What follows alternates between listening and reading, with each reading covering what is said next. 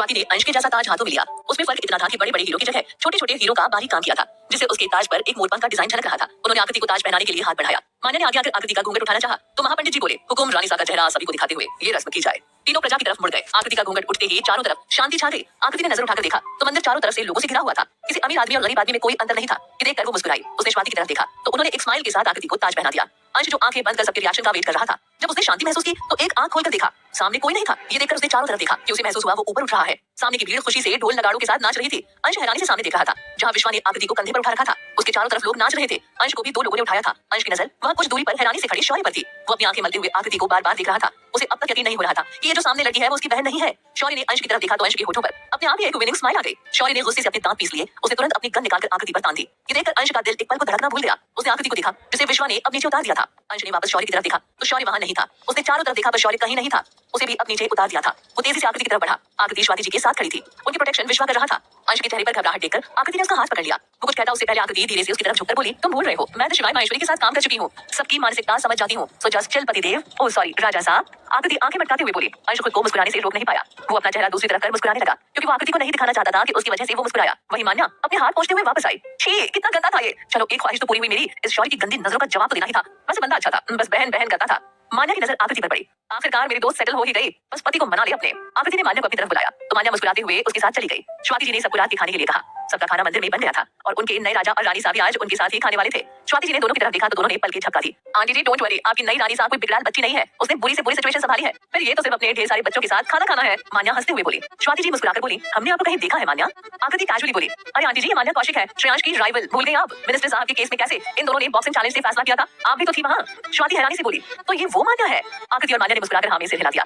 स्वाति जी बोली, वैसे आपने उस बेचारे को मारा बहुत था। इस बात पर तीनों जोर से हंस दी। वहीं अंश को तो समझ ही नहीं आ रहा था तीनों किस बारे में बात कर रही हैं। वो हाथों में बाल फेरते हुए उन तीनों को घूर रहा था। मान्या हंसकर बोली, अब हम क्या करते? उन्होंने पूरे लॉयर सेक्टर में सभी को अपने नॉर्मल बैकग्राउंड के बारे में बताया था। अचानक पता चल रहा है वो तो डॉक्टर माहेश्वरी के पर्सनल लॉयर है। इस बात का हमारे सामने एटीट्यूड छाड़ रहे थे, हमें बुरा लग गया तो फिर पीट दिया। आकृति बीच में बोली तो तीनों फिर से हंसने लगे। दिल्ली आर्या की बुलेट दिल्ली की सड़कों पर दौड़ रही थी। उसके आगे शिवांश बैठा खुशी से चिल्लाया जा रहा था, मामा और तेज प्लीज मामा थोड़ा और तेज। आर्या ने शिवांश को देखा फिर स्पीड और बढ़ा दी। दोनों मस्ती करते हुए रोजवुड स्प्रिंग पहुंच गए। आर्या बाइक पार्क करते हुए बोली, कैसी लगी आइसक्रीम?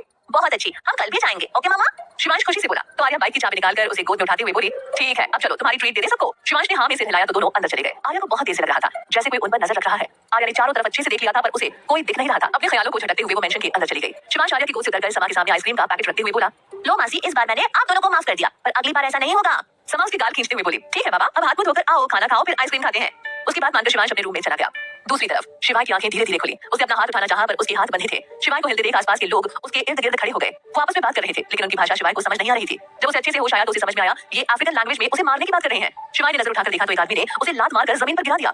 इतने दिनों से चांद के संपर्क में न आने से शिवाय कुछ कमजोर पड़ गया था। जमीन पर गिरते ही उसके मुंह से खून निकलने लगा। उसे समझ नहीं आ रहा था अब कौन है जो उसे मारना चाहता है, क्योंकि मारना तो उसे सिर्फ उसकी मां चाहती थी और ओमित को तो वो जिंदा चाहिए था। तो फिर अब कौन आ गया? सामने खड़े लोग उसे देखकर हंस रहे थे। एक आदमी ने अपनी गन निकालकर शिवाय को शूट कर दिया।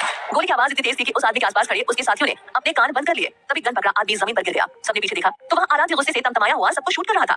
जब उसकी गोलियां खत्म हो गई तो आराध्य के हाथ चलने लगे। उसकी फाइटिंग स्किल्स काफी खतरनाक और बेरहम थी। कुछ एक ही बार में मर रहे थे तो कुछ सीधा अपने चारों हाथ पैर तुड़वाकर जमीन पर पड़े दर्द से चिल्ला रहे थे। 2 मिनट से भी कम समय में सारे लोग लगभग मर चुके थे। आराध्य जल्दी से शिवाय के पास गया। शिवाय के हाथों को प्लास्टिक की रस्सी से चेयर से इतनी जोर से बांधा गया था कि उसके हाथों से खून बहने लगा था। ऐसा ही हाल पैरों का भी था। आराध्य को शिवाय की हालत देखकर इतना गुस्सा आ रहा था कि वो दोबारा अपने पीछे जमीन पर पड़े लोगों को जिंदा करे और उन्हें बदतर से बदतर मौत दे। आराध्य ने रस्सी खोलने की कोशिश की तो शिवाय दर्द से हल्का सा चीखा।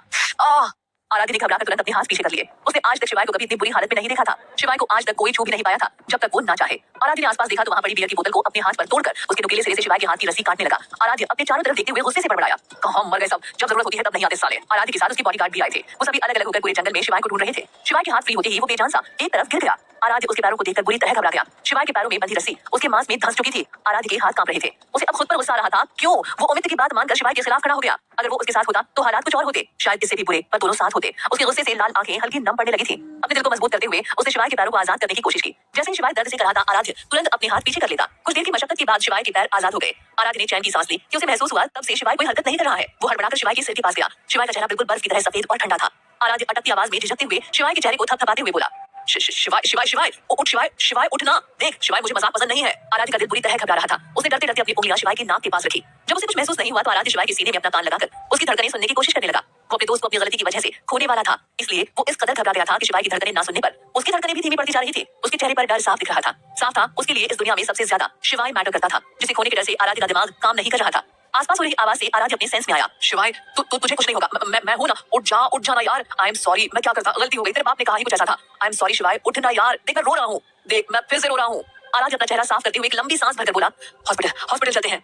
कहकर उसने शिवाय को उठाया, अपने कंधों का सहारा दिया तो उसे महसूस हुआ जैसे कुछ गलत है। उसने चेहरा घुमाकर देखा तो एक जोरदार पंच उसके मुंह पर पड़ा। शिवाय डगमगाते हुए जमीन पर गिर गया। आराध्य चिल्लाकर अपने होठों से बहता खून पोंछते हुए बोला, साले अभी तो मर गया था, दिल सांस सब। बोलते बोलते वो रुक गया। शिवाय जमीन से उठने की कोशिश कर रहा था। आराध्य ने तुरंत आगे बढ़कर उसे उठाया तो शिवाय ने उसे धक्का देकर दूसरा पंच भी उसके चेहरे पर मारा। आराध्य के गाल पर एक कट लग गया। आराध्य को भी गुस्सा आने लगा था। एक तो उसका गुस्सा पहले से ही आसमान छू रहा था, बस अब किसी पर बरसने की जगह ढूंढ रहा था। ऊपर से ऐसे टाइम पर शिवाय का ऐसा बिहेव करना। शिवाय अपने पंच को किस करते हुए आराध्य की तरफ बढ़ा, पर इस बार आराध्य ने उसका हाथ पकड़ लिया। शिवाय तू क्या कर रहा है, रुक जा वरना पिट जाएगा। शिवाय अपना हाथ छुड़ाकर आराध्य के पैरों पर वार कर गुस्से से बोला, साले किसने कहा था तुझसे भगवान बनने के लिए? मैंने कहा था, आर्या ने कहा था, किसने कहा था? किसी ने नहीं। फिर तू किसके लिए अपने जीवन का बलिदान देने चला था? आराध्य अपनी चेन पकड़ ट्विस्ट करते हुए बोला, साले कैसा बलिदान, कौन सा बलिदान? पागल दिख रहा हूं मैं जो अपना अमूल्य जीवन तुझ जैसे कमीने पर वेस्ट करूंगा? शिवाय उसे उंगली दिखाते हुए बोला, ए मेरे दादू का नाम मत ले, मुंह तोड़ दूंगा तेरा। आराध्य उसकी उंगली में अपनी उंगली फंसाकर उसी